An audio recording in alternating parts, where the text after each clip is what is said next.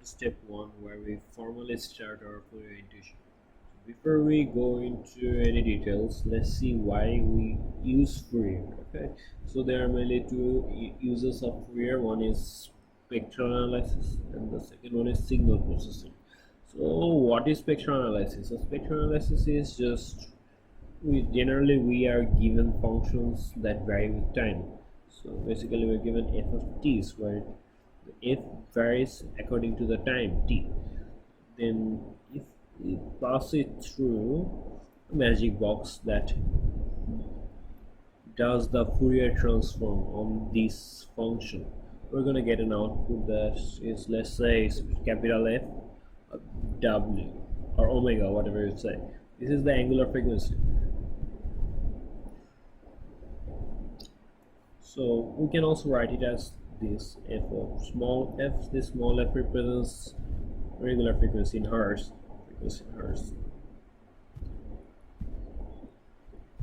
And both will be correct. So spectral analysis converts the time domain signal into the frequency domain signal. So what's the point of it? So, some signals are better to understand in the frequency domain than in the time domain, and there might be some underlying informations that we can easily miss in the time domain, but we can reveal insightful data on those properties in the frequency domain. Thus we do the spectral analysis. So let me actually show you how the spectral analysis would look like. We apply it to a signal.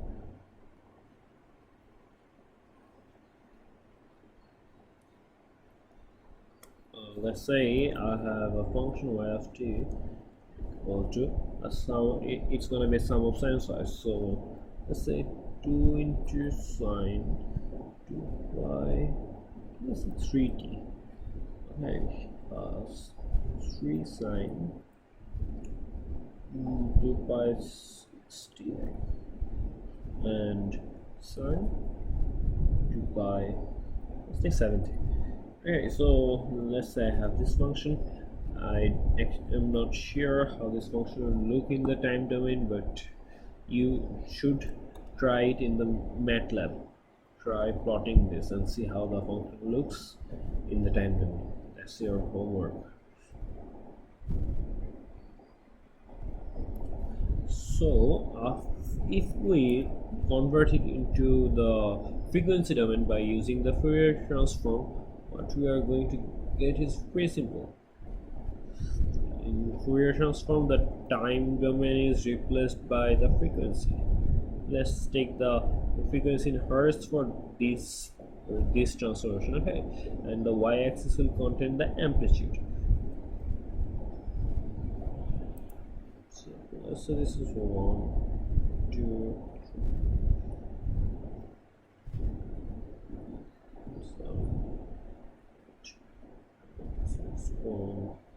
2, 3.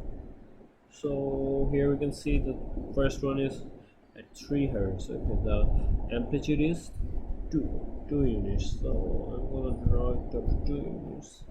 For the next one, we have 6 hertz and this 3 units amplitude. So yes, it goes over here, 3 units amplitude, and the last one is 7 hertz at 7 hertz, but it's only 1, just 1 over here. So 1 unit amplitude goes like this. So what you can see over here that it is very easy to understand the signals, what type of signals are in the function we are producing. Okay, what's the frequency of them and what's the phase. So it's important, I didn't mention it before, but this is the amplitude plot. Okay, amplitude plot. There is also a phase plot. So Fourier transform does what? Fourier transform converts the time domain signal into its frequency domain signal, so it gives us the frequency information. It also gives us the phase information for each frequency. We're gonna discuss the phase information later in different videos. For now, you just keep in mind that there's also a phase plot, just like the amplitude plot. Okay, so let me erase this.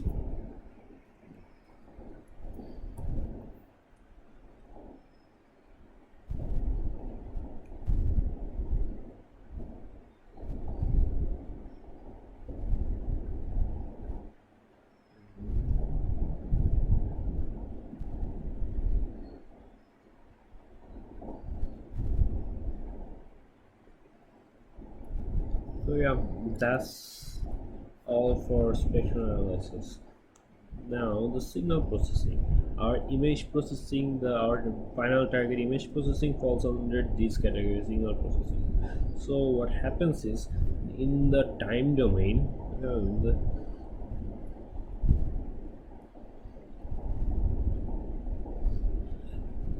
some actions like say convolution and filtering, they take a long time and it's a very complicated process in the time domain. Okay, but when we convert the time domain to the frequency domain, it gets pretty easy. Okay, the calculation becomes very easier, very short, unlike the time domain where it is complicated. Okay, so for an example, for applying a filter in the time domain on an image, we need to use the convolution function, which takes a lot of time because our images are generally like this, say around this resolution. Okay, that's a lot of pixels, right? And our mass could be very small, say 3 by 3. It's a 3 by 3 matrix, and I have to put this 3 by 3 matrix in all the pixels, and that's gonna cost a lot of time. Instead, what we can do is we convert the image to frequency domain, and then in frequency domain the convolution operator basically turns into a multiplication operator, a matrix multiplication, simple matrix multiplication.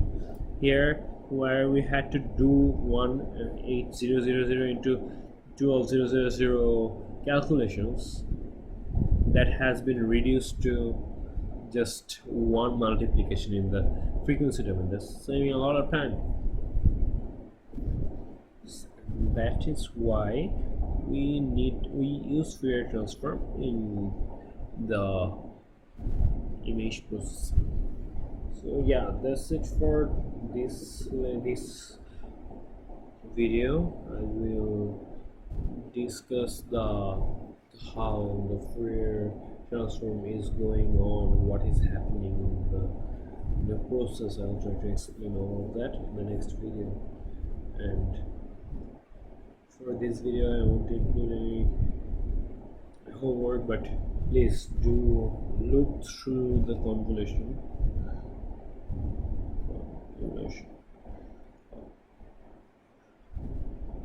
version, and also look up the masking in image processing. Okay, and different type of image filters. Since you're gonna read about masking, just go through different filters that we can use